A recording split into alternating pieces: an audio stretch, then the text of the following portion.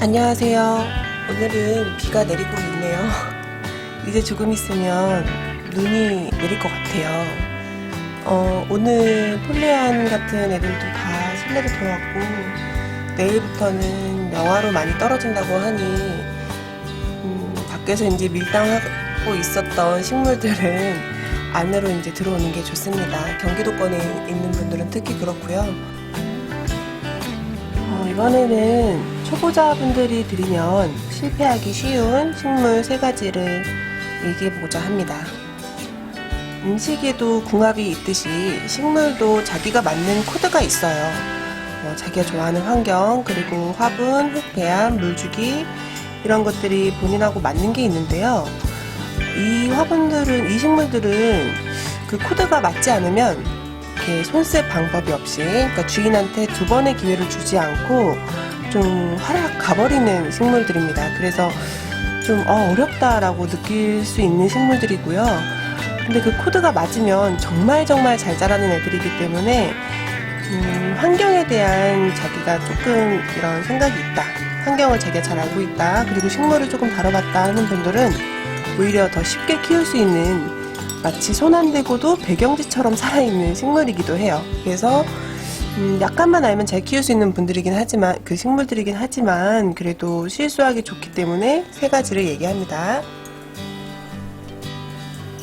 첫 번째는 유칼립투스입니다.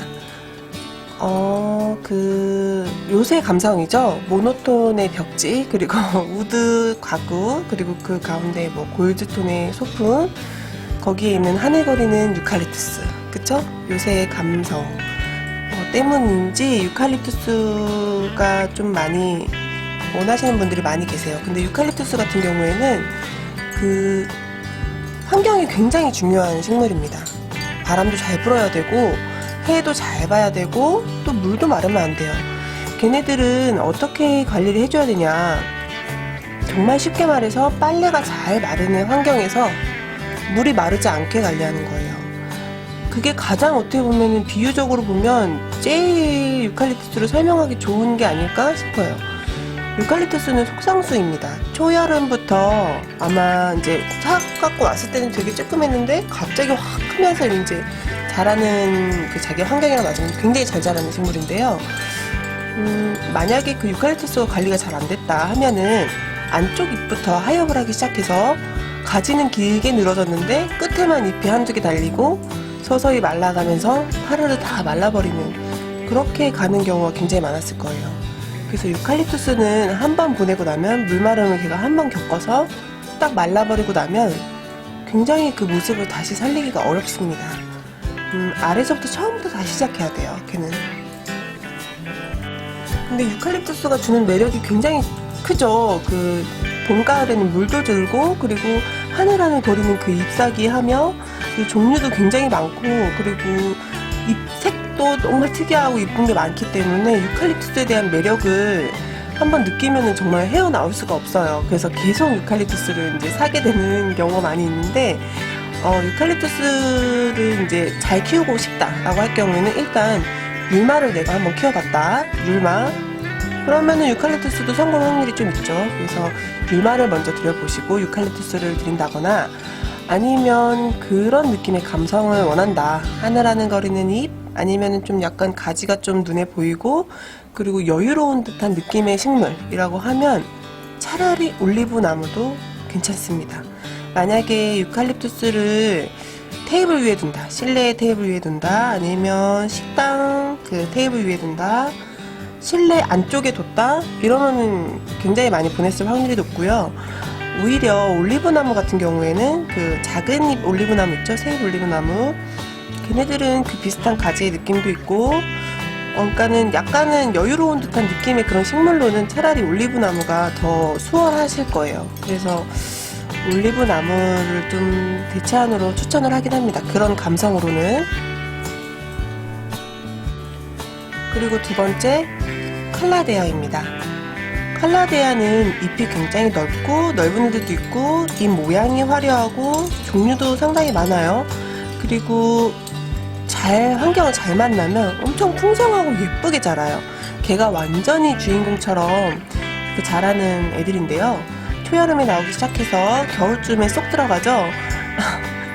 그 칼라데아 같은 경우에는 환경이 되게 중요해요. 걔도 마찬가지로 환경이 중요한데, 뭐 예를 들어서 거리대가 아니라 그런 화분 선반에 쭈루루 다 같이 놨다? 다른 식물들 키우는 것처럼. 그러면 잎끝이 말라가기 시작하면서 상당히 미워집니다. 걔네들이 잎끝이 말라가기 시작하면서 마르기 시작할 때는 안에서 새잎을 어떻게 내야 되나 막 발을 동동 구르게 돼요. 새잎 빨리 내서 쟤를 빨리 복구하고 싶은 마음이 드니까. 근데 칼라데아는 잎이 마르면 정말 걔도 손 쓸 수 없이 다 말라버려서 되게 미워져요. 그래서 칼라데아를 말려서 보내는 분들도 많이 계실 거고, 그리고 칼라데아를 예쁘게 키우지 못해서 두 번 다시 안 들이는 분도 계실 거예요.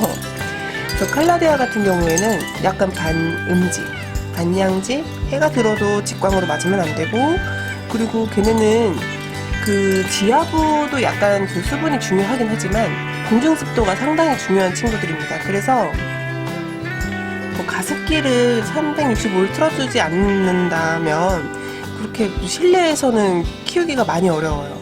그리고 화분 사이에 두는 게 어떻게 보면은 가장 그 친구의 환경에 맞고, 그래서 칼라데아 같은 경우는 실내에서 단독으로 키운다 하기에는 예쁘게 자라기는 좀 어려운 식물입니다.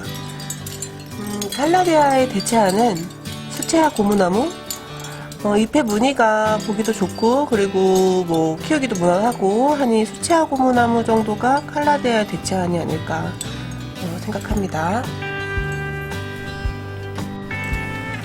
자, 마지막으로는 호주매화, 그리고 소포라, 그리고 코르키아입니다. 잎이 작고 꽃이 피는 애들, 특히 호주매화 같은 경우에는 호주매화를 보낸 분들이 상당히 많을 거예요. 왜냐하면 호주매화가 딱 봄 느끼기 좋은 초봄에 확 풀려서 이제 막 봄바람 살랑살랑 불기 시작하니 그 꽃도 막 다닥다닥 붙어있고 하니까 사서 죽이기 딱 좋은 타이밍이 나오긴 해요. 그 호주매화 같은 경우에는 어려운 애들이 아니에요. 어떻게 보면은. 근데 가장 죽기 쉬운 시기에 데리고 오기 때문에 힘든 겁니다. 꽃이 지고 난 이후에 호주매화의 관리는 진짜 어렵지 않습니다. 그래서 호주매화 같은 경우에는 초보분들이 이제 봄 바람에 살랑살랑 구매를 하셨다가 죽이는 경우가 많은 식물이고요. 그거를 대체할 수 있는 것은 보로니아라고 있어요. 잎이 얇고 좀 더 호주매화보단 촉촉한 느낌이고 분홍 색깔 종 모양의 꽃이 피는데요. 걔는 3월 말쯤에 데리고 오면 6월 초까지 꽃이 핍니다. 계속 펴요. 꽃이 상당히 오랫동안 피는 애들이고, 그리고 뭐 3월 말에 데리고 왔어요. 그리고 꽃을 한번 보고 다 졌어요. 그리고 4월 말에 분갈이를 한번 해줍니다. 그럼 6월까지 그냥 쭉 가는 애들이에요. 그래서 보로니아 쪽을 먼저 키워보시고 그 다음에 호주매화를 드리는 것도 괜찮습니다. 도움이 좀 되셨나요? 오늘은 커피도 한 잔 마시면서 얘기를 해서 그런지 좀 기분이 뭔가 나른해지는 것 같아요. 이제 겨울이기도 하고 그래서 다들 봄을 기다리실 거예요. 찬바람 유의하셔서 잎사귀 다 안전하게 안으로 놓으시고요. 감기도 모두 조심하시길 바랍니다. 감사합니다.